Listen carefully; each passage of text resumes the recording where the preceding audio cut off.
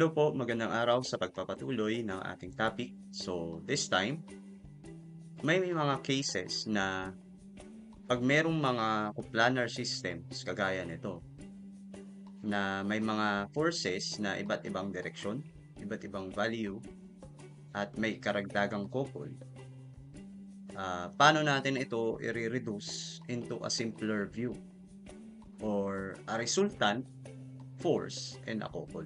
So, we will talk about simplifying forces and a couple into just a resultant force and a couple. So, parang mula rito sa ganitong system, komplikadong tingnan into this.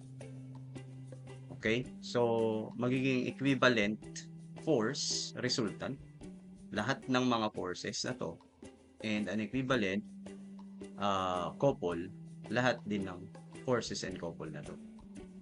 So, from so many forces to one force unknown, and so many forces and a couple into one resultant couple.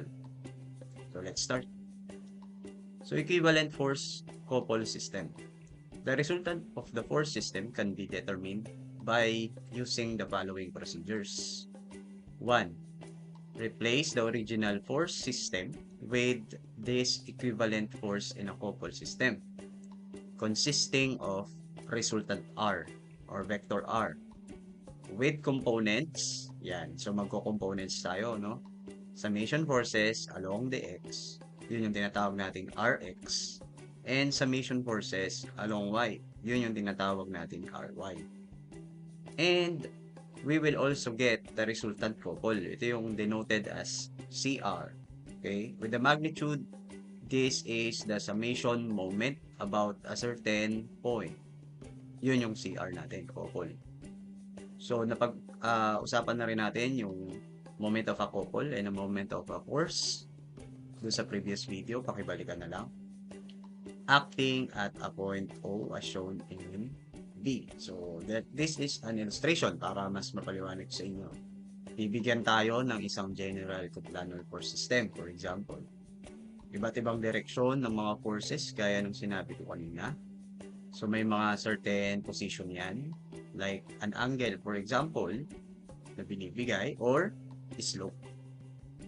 Tapos, all you need to do is to get the summation forces along X, gaya ng ginagawa natin noon sa scalar solution, and summation forces Y.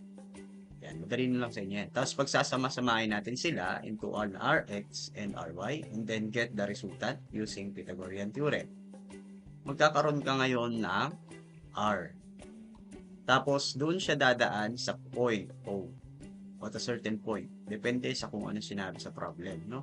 But this time, sa point O, no? Tapos na. Tapos na tayo dun sa force, equivalent force. Next naman is, mag-take tayo ng moment dun sa point O. Lahat din ng mga equivalent components ng mga forces. Isa-isa. Okay? So, kung mayroong couple na given, sasama rin siya sa summation moment. So, yun yung procedure number 1 na gagawa tayo ng equivalent force couple system. Meron din tayo na resultant force or a couple. So, pwede nating i-divert into single force, no? And just a distance perpendicular to a point O. All you need to do is to divide CR, okay, divided by R para makuha lang natin itong effective or perpendicular distance na to. Anyway, that's step 3. So, for step 2, note that by doing the first procedure, this will result with 3 possible outcomes. Take note nyo to Una, kapag 0 yung R mo, then, ang nag-govern is yung couple CR. Okay? Kapag naman yung couple, resultant couple ay 0 o wala siyang ambag, ang nag-govern is resultant force R acting at any point, but this time at point O.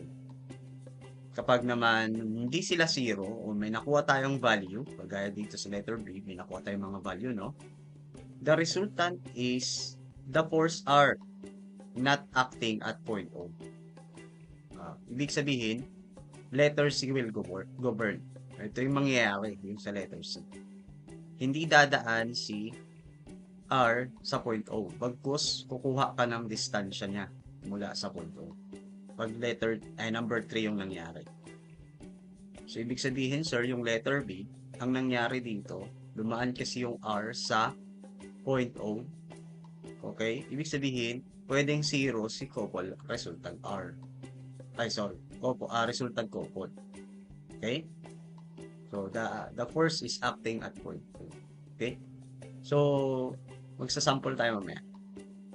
So, in case of this R is not equal to 0 or the third one, or the possible outcome third one is nangyari po, we can locate the line of action of the resultant R passing through point O, which is not passing through point O, by calculating D is equal to CR over R.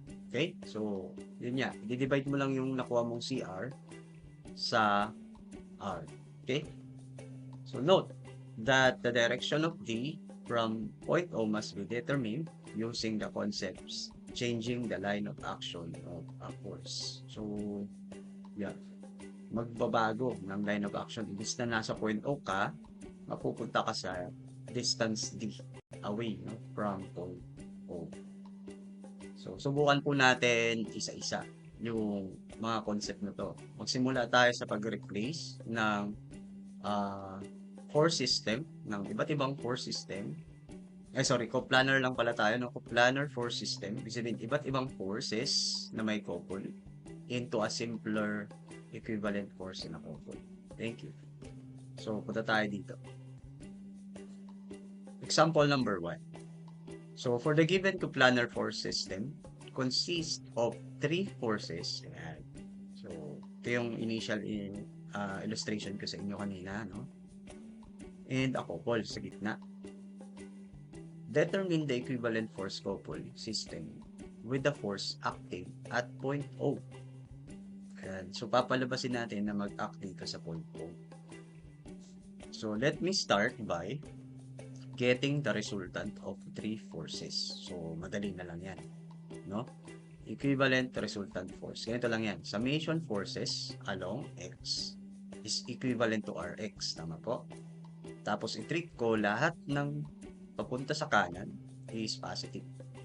That is an assumption. So, let me do first the 50 newtons, which is the horizontal component is 50 cosine of 40.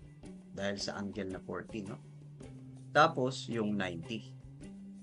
It's directed toward to the right po, no? Ibig sabihin niya na yung x component niya, 90. And, the x component of 100 is 3 over 5. Okay? Ng slope. Ibig sabihin, kunin mo muna yung hypotenuse nitong 3, 4, 5. Diba? So, 5 yung kanyang hypotenuse. So, gaya ng ginagawa natin sa slope, makukuha natin yung x component ni 100 going to the left. Okay? That is 100 times 3 over 5. Okay?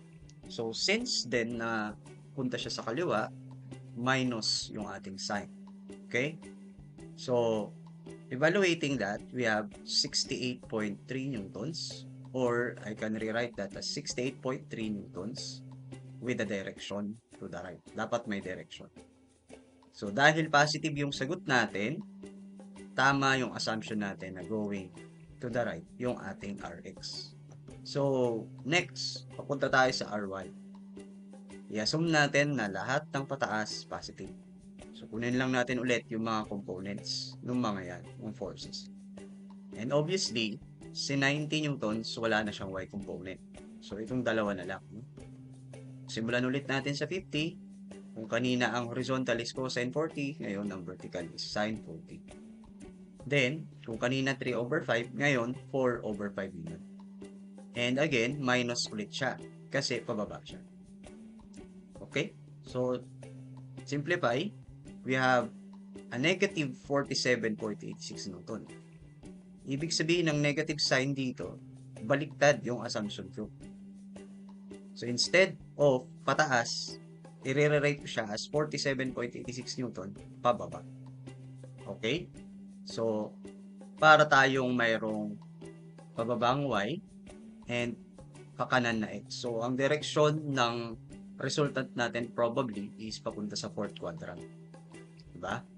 So, kunin muna natin yung resultant using Pythagorean theorem. So, with that, we have 83.4 newtons. Okay. Going to the quadrant 4. Obvious na yun eh.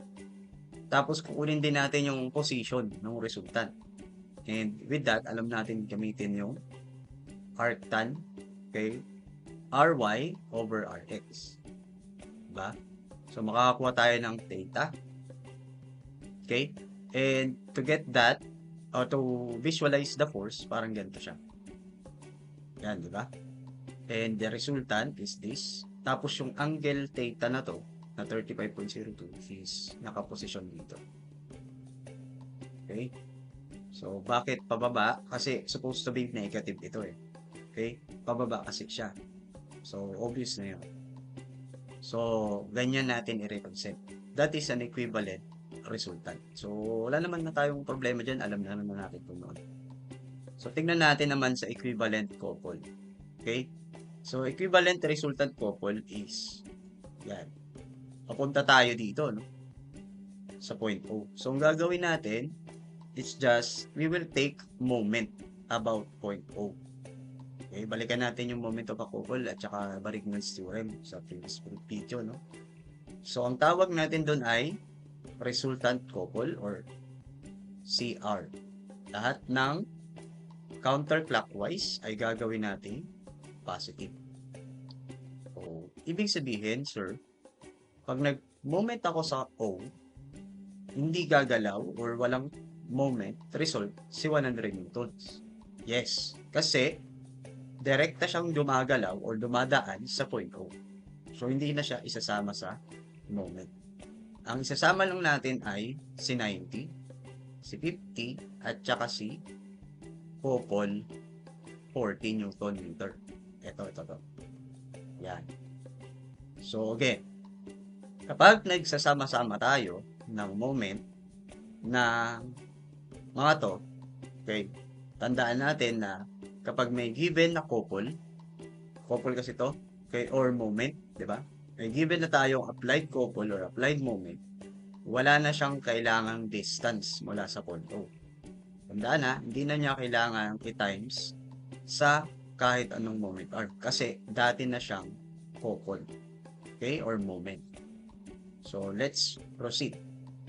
Umpisan natin sa 50. So, di ba, kinonvert natin si 50 into components. Kasi mahirap nga kuhanin direkta sa line of action niya yung equivalent D. So, ang tip ko sa inyo noon, mag-Barigman's theorem na lang tayo, di ba? So, dito na natin ina-apply yan. So, convert muna natin, di ba, sa components which is actually nagawa na natin yung una.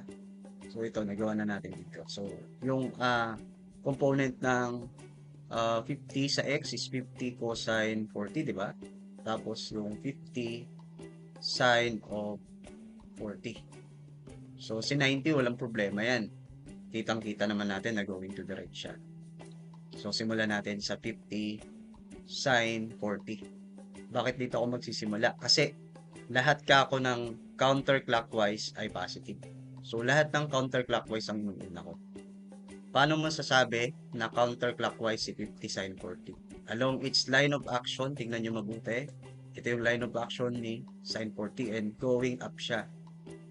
Ibig sabihin, kung tatalian natin yung line of action niya papuntang point O na perpendicular, paano siya iikot?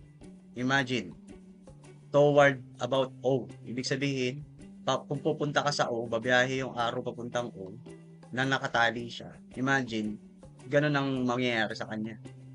Okay, papunta dun. Hindi away. Kasi nakatali siya, hindi siya pwedeng gumanon. Diba? Mas malayo. So, ngayon, ibig sabihin, counterclockwise, si 50 sine 40. Okay? Gawin natin na mabilis yun, ha? Tandaan natin yun. So, ngayon, anong magiging moment arm ni 50 sin 40 sa point O. 800 mm. So, ito yon. Yung distansya niya perpendicular to the point O. So, hindi ito ha. Hindi yan. Kasi hindi perpendicular yan. Hindi naman siya perpendicular. So, hindi yan. Dapat yung perpendicular doon sa point O. Okay? Again ha, principle of transmissibility, pwede mo siyang ilagay dito. Kung di nagkaroon siya ng sense, no? So, iikot yan, gagawa ka ng circle na ang center point ay O. Yan yung direction niya, yan ang ruta niya. Okay? Para siyang tangent dun sa circular motion. Ayan, mas nagigets nyo siguro. So, let's go with the multiplication, the product, di ba?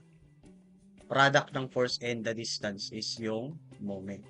So, tapos na tayo sa 50 sin 40. Punta naman tayo sa 50 cosine 40. Ano ang line of action niya? So, imagine ito yung line of action ng 50 sin 40.